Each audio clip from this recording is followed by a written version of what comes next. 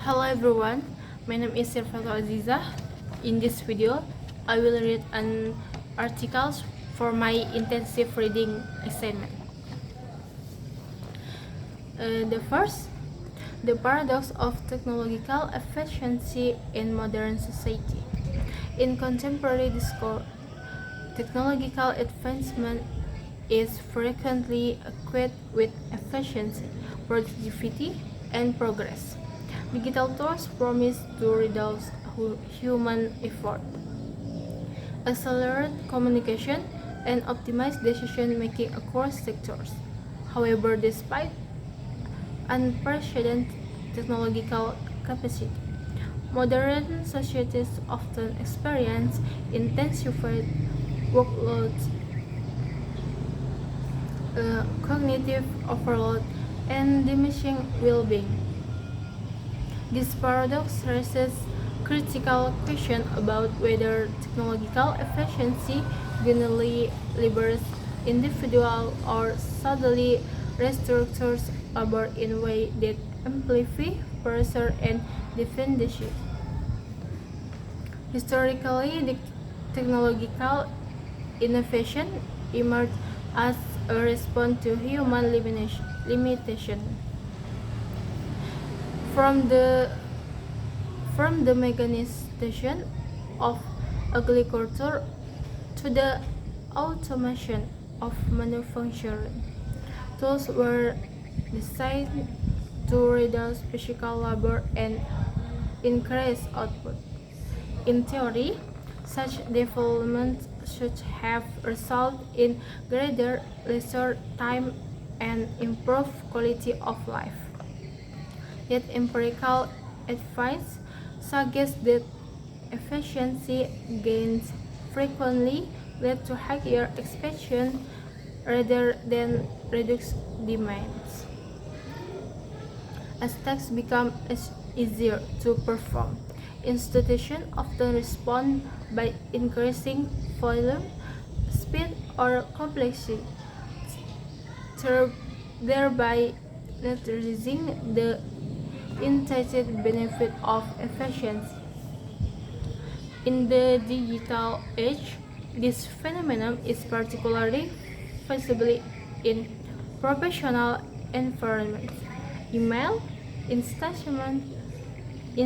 messaging, and collaborative platforms have eliminated spatial and temporal barriers to communication.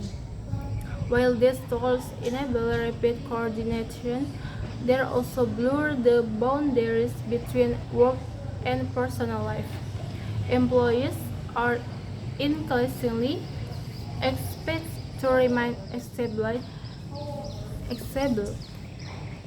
beyond traditional working hours, leading to chronic stress and attentional fragmentation. Efficiency in this context becomes a mechanism for extending labor rather than minimizing it.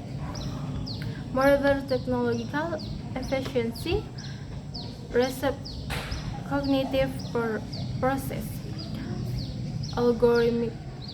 Algorithmic systems filter information, recommended decisions, and automate judgment. Although this record the burden of routine tasks, it may also erode critical thinking and autonomy. When individuals rely excessively on automated systems, they risk losing the capacity to evaluate information independently. The convenience of efficiency thus cancelled a potential decline in human agency and reflective reasoning. The paradox is further complicated by economic incentives. In competitive markets, organizations that fail to adopt efficient enhancing technologies risk abuse. Consequently, efficiency becomes a normative standard rather than a strategic choice. This conclusion orders a Shelley cycle in which technological adoption accelerates, regardless of its social or psychological consequence. Individuals must adapt constitutionally, often without adequate institutional support or ethical consideration. Addressing this paradox requires a redefinition of efficiency itself, rather than measuring success solely in terms of speed or output. Societies must consider sustainability, human well-being, and cognitive integrity. Technological tools should be evaluated not only by what they enable us to do faster, but also by how they shape our false behaviors and relationships. Without such relation, efficiency may remain an illusion that promises liberation while delivering constraint. The second, cultural memory and the construction of collective identity. Cultural memory plays a fundamental role in shaping collective identity, functioning as a shared reservoir of narratives, symbols, and interpretation of the past. Unlike individual memory, which is rooted in personal experience, cultural memory is socially constructed and transmitted across generations through language, rituals, education, and media. It provides communities with a sense of continuity, legitimacy, and belonging, while simultaneously influencing how societies understand themselves in the present. At its core, cultural memory is selective. So societies do not remember the past in its entirety. Rather, they impose curtain even while marginalizing or forgetting others. This process of selection is rarely natural. Political interests, power relations, and ideological frameworks often determine which histories are preserved and which are silent.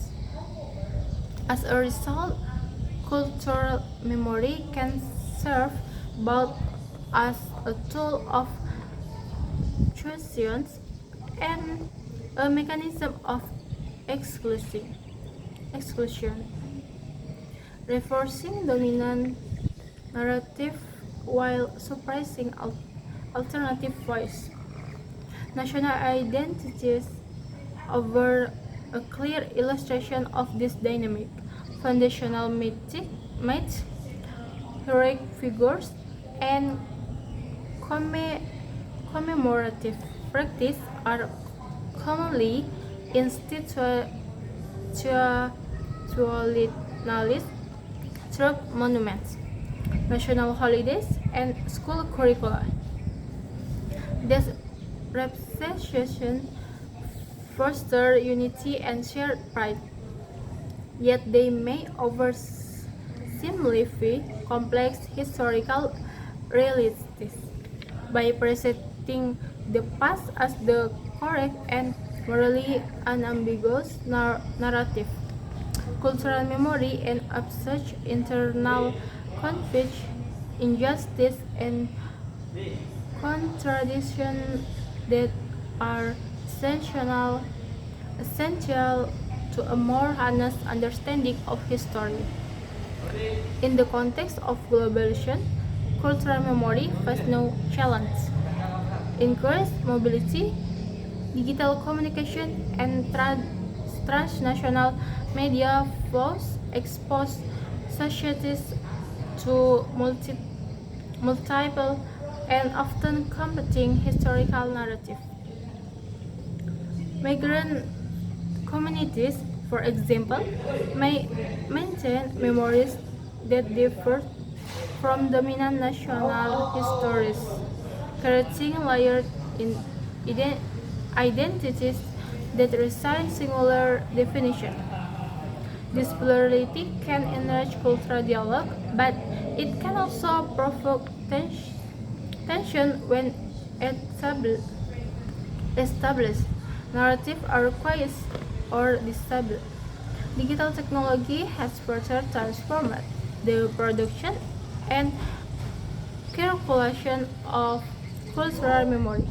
Social media platforms, online archives, and virtual museums democratic access to historical materials and enable grassroots participation in memory making. However, they also accelerate the spread of misinformation and fragment collective attention. The, uh, the, the abundance the abundance of digital memory does not guarantee deep or acquiring. Instead, it often favors immediacy and emotional response over critical reflection. Understanding cultural memory as an active and constant process is crucial for navigating contemporary identity disorders.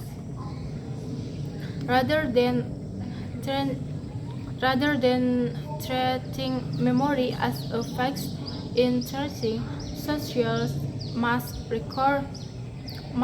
recognize their responsibility in shaping how the past is interpreted and transmitted.